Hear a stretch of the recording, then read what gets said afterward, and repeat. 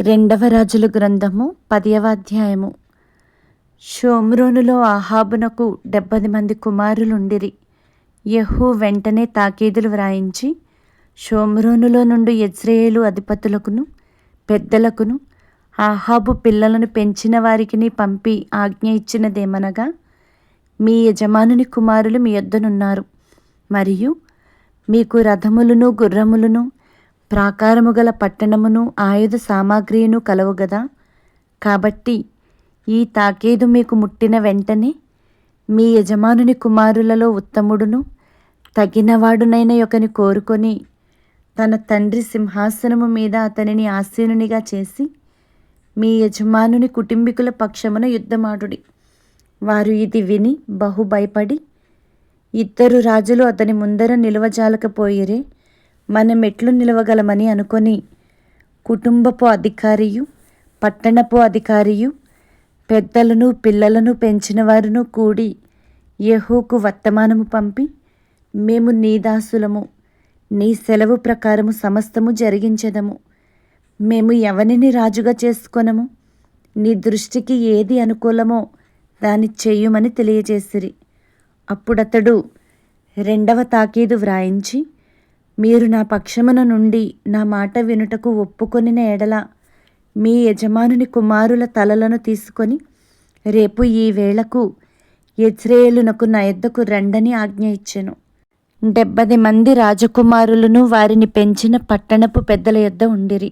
కావున ఆ తాకీదు తమకు ముట్టినప్పుడు వారు 70 మంది రాజకుమారులను పట్టుకొని చంపి వారి తలలను గంపలలో పెట్టి యెజ్రెయేలులోనున్న అతని యొద్దకు పంపిరి. దూత అతని యొద్దకు వచ్చి రాజకుమారుల తలలు వచ్చినవని చెప్పగా, అతడు ఉదయము వరకు ద్వారము బయటి స్థలమందు వాటిని 2 కుప్పలుగా వేయించుడనెను. ఉదయమైనప్పుడు అతడు బయటికి వచ్చి నిలిచి జనులందరినీ చూచి, మీరు నిర్దోషులు, నేను నా యజమానుని మీద కుట్ర చేసి అతని చంపితిని. అయితే వీరందరినీ ఎవరు చంపిరి? అహాబు కుటుంబీకులను గూర్చి యెహోవా సెలవిచ్చిన మాటలలో ఒకటియు నెరవేరకపోదు. తన సేవకుడైన ఏలియా ద్వారా తాను సెలవిచ్చిన మాట యెహోవా నెరవేర్చనని చెప్పాను. ఈ ప్రకారము యెహూ యెజ్రెయేలులో అహాబు కుటుంబీకులందరినీ, అతని సంబంధులకు గొప్పవారినందరినీ, అతని బంధువులనందరినీ, అతడు నియమించిన యాజకులను హతము చేసెను. అతనికి ఒకనినైనను ఉండనీయలేదు. అప్పుడతడు లేచి ప్రయాణమై షోమ్రోను పట్టణమునకు పోయెను. మార్గమందు అతడు గొర్రె వెంట్రుకలు కత్తిరించి ఇంటికి వచ్చి యూదారాజైన అహజ్యా సహోదరులను ఎదుర్కొని, మీరు ఎవరని వారిని అడుగగా, వారు, మేము అహజ్యా సహోదరులము, రాజకుమారులను రాణి కుమారులను దర్శించుటకు వెళ్ళుచున్నామని చెప్పిరి. వారిని సజీవులుగా పట్టుకొనుడని అతడు చెప్పగా, వారు వారిని సజీవులుగా పట్టుకొని ఒక్కనినైనా విడవక గొర్రె వెంట్రుకలు కత్తిరించి ఇంటి గోతి దగ్గర 42 చంపిరి. అచ్చటి నుండి అతడు పోయిన తరువాత తన్ను ఎదుర్కొని వచ్చిన రేకాబు కుమారుడైన యెహోనాదాబును కనుగొని అతనిని కుశల ప్రశ్నలు అడిగి, నీ ఎడల నాకున్నట్టుగా నా ఎడల నీకున్నదా అని అతనిని అడుగగా, యెహోనాదాబు ఉన్నదనెను. అలాగైతే నా చేతిలో చెయ్యి వేయమని చెప్పగా అతడు ఇతని చేతిలో చెయ్యి వేసెను. గనుక యెహూ తన రథము మీద అతనిని ఎక్కించుకొని, యెహోవాను గూర్చి నాకు కలిగిన ఆసక్తిని చూచుటకై నాతో కూడా రమ్మనగా, యెహూ రథము మీద వారతని కూర్చుండబెట్టిరి. అతడు షోమ్రోనునకు వచ్చి షోమ్రోనులో అహాబునకు శేషించియున్న వారినందరినీ చంపి ఏలీయాకు యెహోవా సెలవిచ్చిన మాట నెరవేర్చి అహాబును నిర్మూలము చేయి వరకు హతము చేయుట మానకుండెను. తరువాత యెహూ జనులందరినీ సమకూర్చి వారికి ఇలాగూ ఆజ్ఞ ఇచ్చెను. అహాబు బయలుదేవతకు కొద్దిగానే పూజ చేసెను. యెహూ అను నేను అధికముగా పూజ చేయబోచున్నాను. కావున ఒకడైనను తప్పకుండా బయలు ప్రవక్తలనందరినీ, వాని భక్తులనందరినీ, వారి యాజకులనందరినీ నా యొద్దకు పిలువనంపించుడి. నేను బయలునకు గొప్ప బలి అర్పింపబోచున్నాను గనుక రానివాడెవడో వాని బ్రతుకనీయనని చెప్పెను.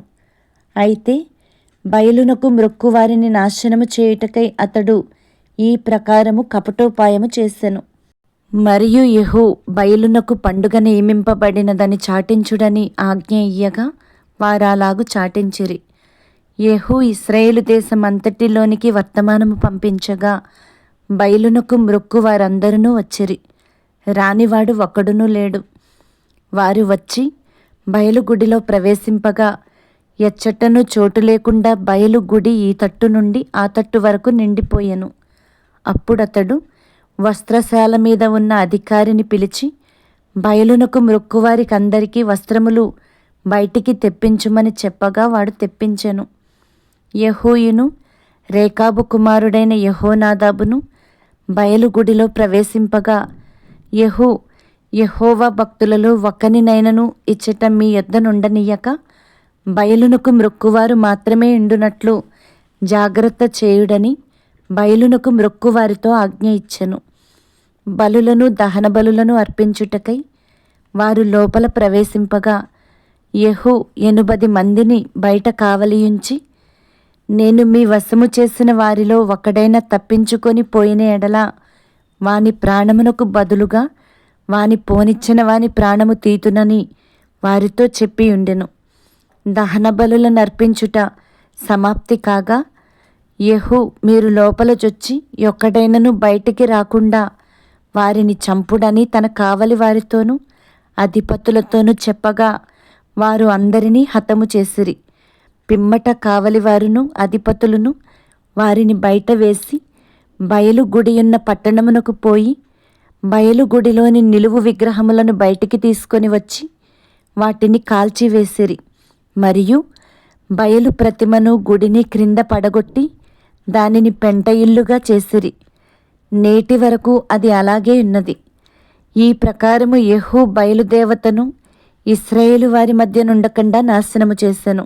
అయితే ఇశ్రాయేలు వారు పాపము చేయుటకు నెబాతు కుమారుడైన యరొబాము కారకుడైనట్లు యెహూ కూడా అందుకు కారకుడై బేతేలు దాను అను స్థలములందున్న బంగారు దూడలను అనుసరించుట మానలేదు. కావున యెహోవా యెహూతో నీలాగు సెలవిచ్చెను, నీవు నా హృదయాలోచన ఎంతటి చొప్పున ఆహాబు కుటుంబీకులకు చేసి నా దృష్టికి న్యాయమైన దాన్ని జరిగించి బాగుగా నెరవేర్చితివి గనుక నీ కుమారులు 4వ తరము వరకు ఇశ్రాయేలు రాజ్య సింహాసనము మీద ఆసీనులగుదురు. అయితే ఇశ్రాయేలు వారు పాపము చేయుటకు కారకుడైన యరొబాము చేసిన పాపములను యెహూ ఏమాత్రమును విసర్జించని వాడై ఇశ్రాయేలీల దేవుడైన యెహోవా నియమించిన ధర్మశాస్త్రమును పూర్ణ హృదయముతో అనుసరించుటకు శ్రద్ధాభక్తులు లేనివాడాయను. ఆ దినములలో యెహోవా ఇశ్రాయేలు వారిని తగ్గించనారంభించెను. హజాయేలు ఇశ్రాయేలు సరిహద్దులలోనున్న యొర్దాను తూర్పు దిక్కున గాదీయులకును రూబేనీయులకును చేరికైన గిలాదు దేశమంతటిలోనూ అర్నోను నది దగ్గరనున్న అరోయేరు మొదలుకొని మనష్షీయుల దేశములోను అనగా గిలాదులోను బాషానులోను వారిని ఓడించెను. యెహూ చేసిన ఇతర కార్యములను గూర్చియు అతడు చేసిన దానినంతటిని గూర్చియు అతని పరాక్రమమును గూర్చియు ఇశ్రాయేలు రాజుల వృత్తాంతముల గ్రంథమందు వ్రాయబడి ఉన్నది. అంతటా యెహూ తన పితరులతో కూడా నిద్రించి షోమ్రోనులో సమాధి చేయబడెను. అతని కుమారుడైన యెహోయాహాజు అతనికి మారుగా రాజాయెను. షోమ్రోనులో యెహూ ఇశ్రాయేలును ఏలిన కాలము 28 ఏండ్లు.